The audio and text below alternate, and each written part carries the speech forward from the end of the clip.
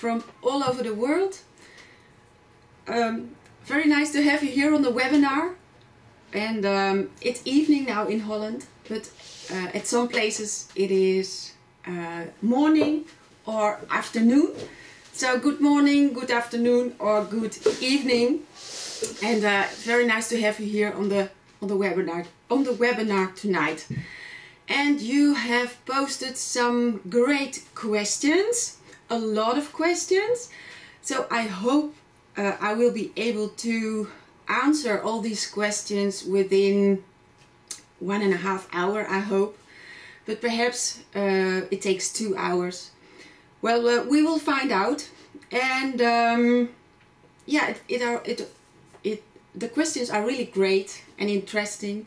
So I prepared the questions this afternoon with some PowerPoint slides, because then I can explain some more details. So I have some slides for you with some nice drawings and pictures and things like that.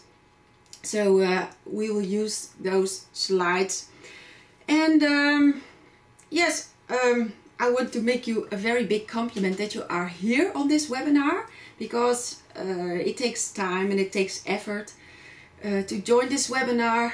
But I'm very glad you're here, and you can be proud of yourself that you are developing yourself as a rider, and that you want to investigate and to hear new information on the internet. So I'm very proud of you who is watching this webinar. And well, it takes one and a half hour, I think, and we will have a break somewhere in between. And at the end of this webinar we will have a lottery, because I would like to reward you, some of you who are watching this webinar, with a free membership to my home study course, Straightness Training. Because this course, it's a 6-month course. It will start within a few weeks. We will have 6 new webinars within this course. So I would like to reward some of you who are watching with a free membership. So stay tuned, and it's important that you are on my mailing list, because we will pick out some people from the mailing list, and we have the email address and can send all the login credentials. So it's necessary that you are on this email list. And if you are, then don't worry. If you are not, then you can sign up in the break. Just on the left or right from this screen, you see that you can fill in your name and email address to get the free ebook Academic Art of Riding. And when you do that, then you are in the mailing list, and then you make a chance to win this home study course, Straightness Training. And I will give away at least 5 free memberships, and they are worth 179 euro. So perhaps it's worth it for you. But we will do that at the end of this webinar. But first, yes, we will dive into all those questions you have posted. And if I am done with all the questions, we could do some more questions within the chat. But I don't know if I manage it in 1.5 to 2 hours. But we will find out, and if there are a lot of questions, well, we will find a solution for that. But I would like to start with the first question, and that is a great question, because it is a question from Jamie, and he says, I don't understand straightness training at all, I think. How can I tell if my horse is or isn't straight? Well, that's a good question. Because for all of you who already know what straightness training is, the repetition is the master of skill. So if you do repetition, then you will be really a master. It is not the case that if you learn something once, that you know. It's just because of the repetition, some more details will come in. you will hear it slightly in a different way, that you will discover new significant elements. So repetition is the mother of skill, and so I'm very thankful to this question that we can do some repetition in the beginning, and that we can start with the question what straightness training is and why we do the straightness training. So let's dive into this quickly, because in the former webinar I did it very big, but now we do it quickly. Then we know that everybody knows why we will do the straightness training. Well, look at this. Here you can see some natural asymmetry with a human. It's a painting, and the left face is the normal face, and when you see the middle face, it are the two left sides of the face, and the third picture is the two right sides of the face. So here you can see that everybody's face is not straight, and that we have really an asymmetrical face. So that is what we have to deal with, that we are asymmetrical in our face but also in our body. And the horse has the same, because here you see a horse, he has a little bit of right bending, and that's because it's natural asymmetry. So everything in life is not symmetric, and everything is also unique. If you take a tree with the leaves, there is no leaf the same as another leaf. Everything is unique, and everything is asymmetrical. And we are asymmetrical because we are writing with one hand, or pushing the door always with our same hand, brushing teeth. We are sleeping on one side all the time.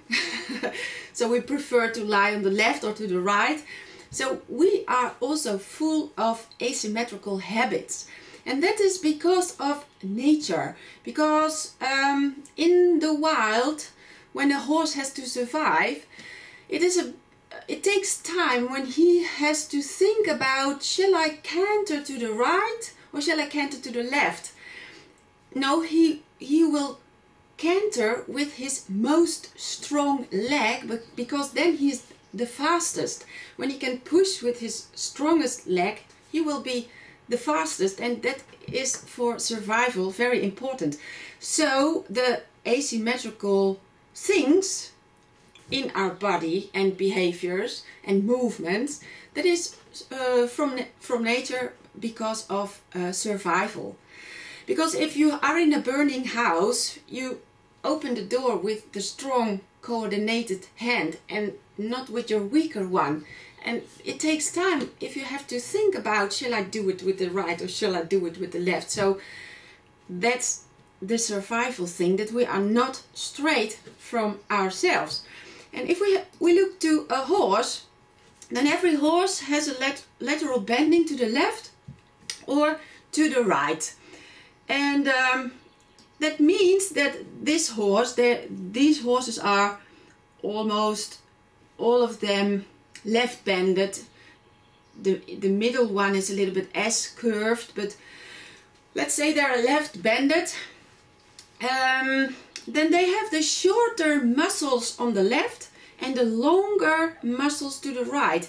And the left muscles are a little bit contracted and stiff and strong, and the muscles on the right side are longer and weaker, and they cannot contract so easily.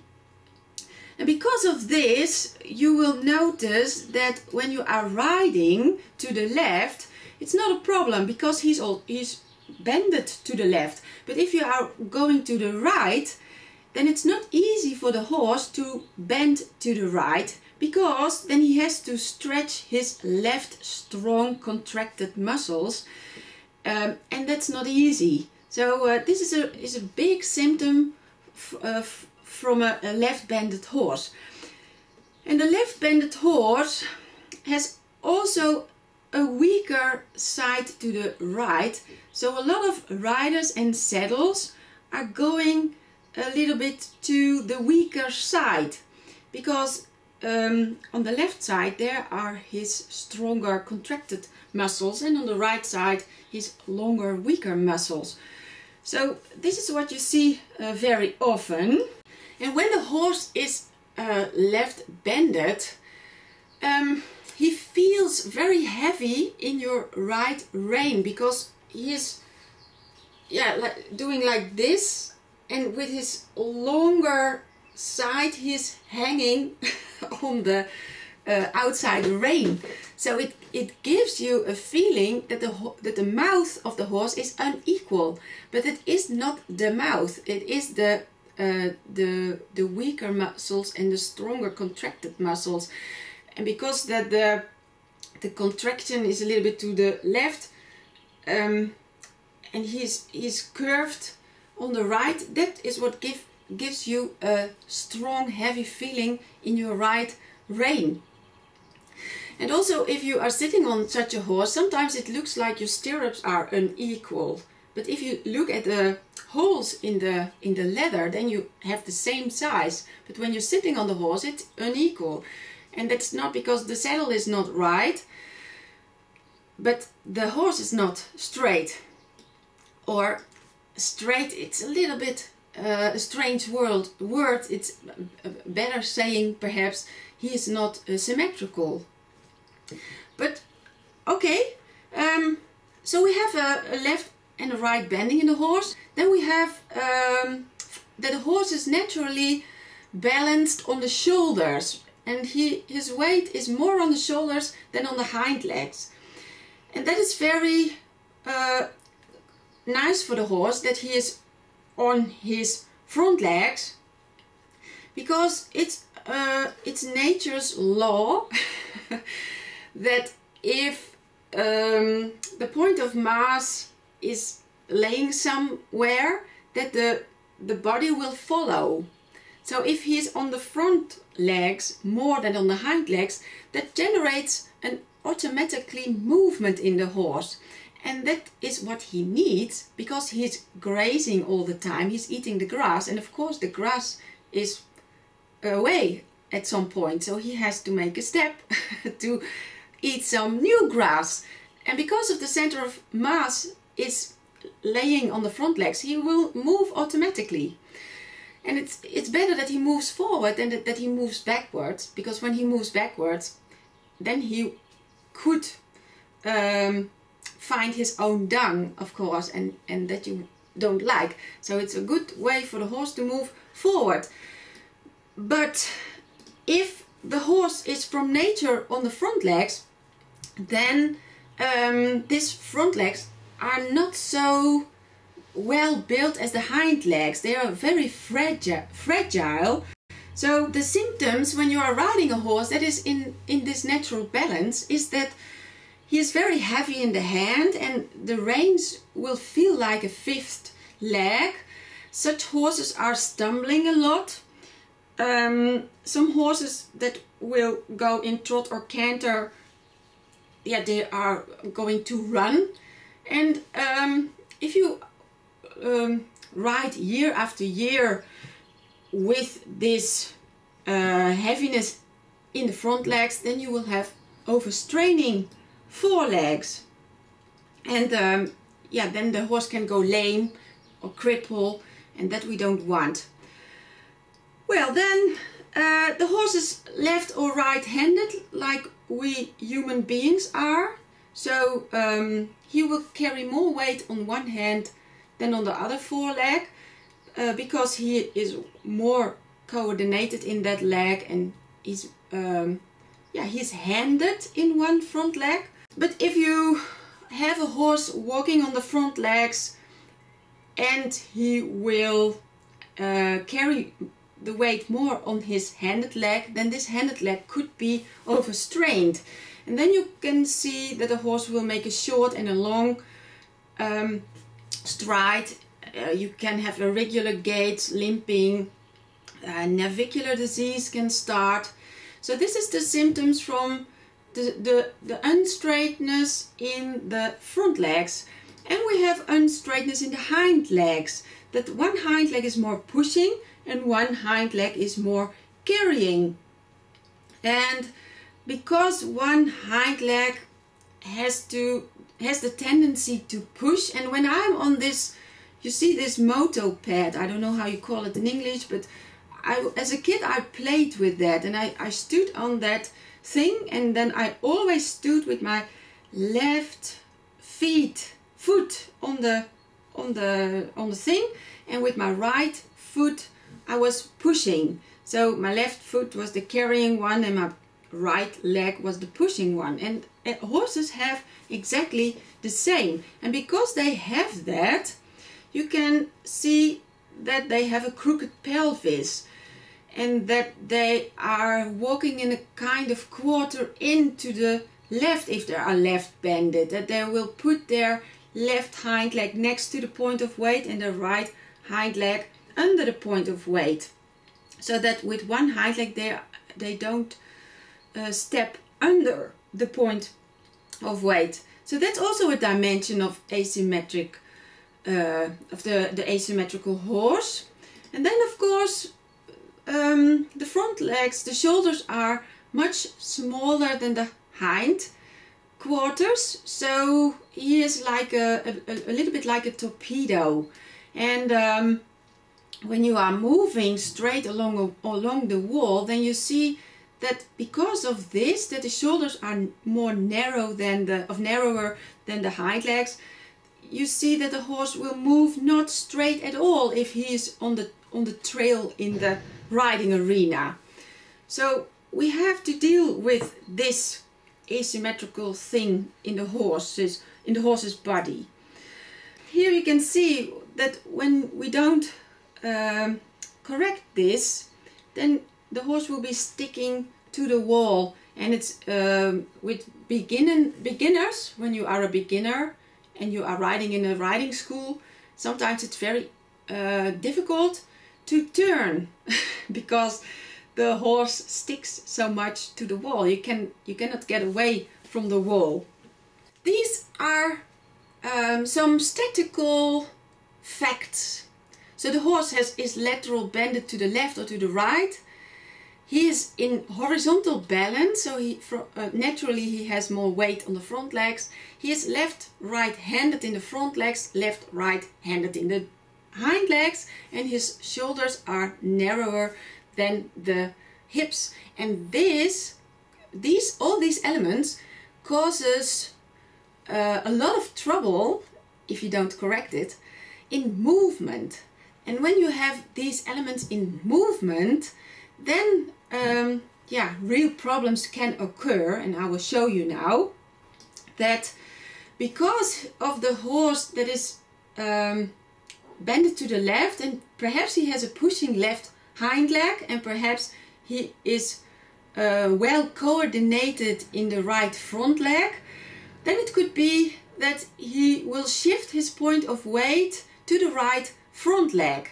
And then you see at the picture that is a horse in trot, and that should be a diagonal movement, that both hind legs have to be in the air, and then the other two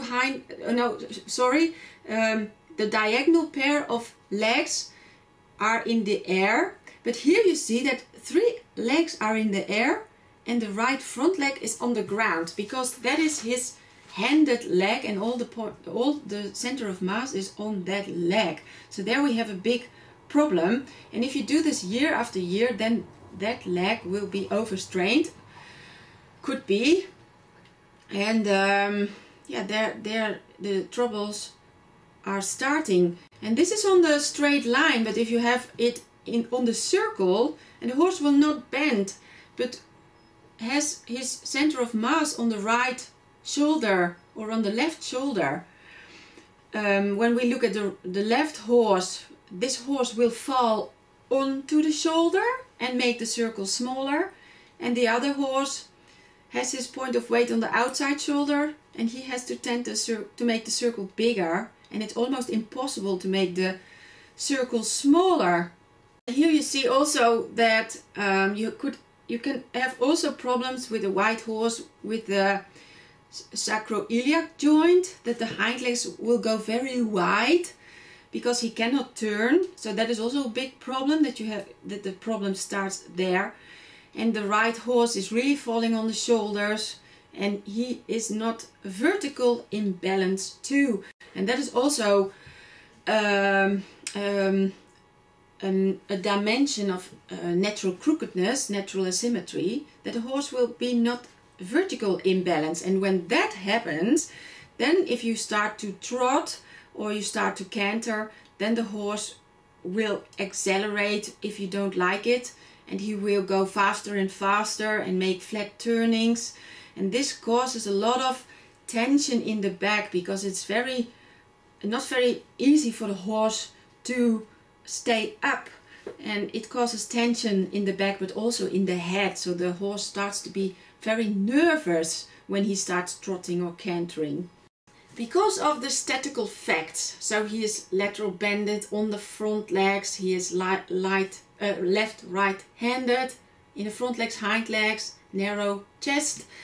Then we start to move and we have a diagonal shift of the point of mass, and the horse will go vertical, not in balance, and then we will have some serious tension problems in the body, and the most of the tension will come in the back of the horse, because he is walking on 4 legs, and the bridge between the legs is the back, and there the most of the problems will start or end.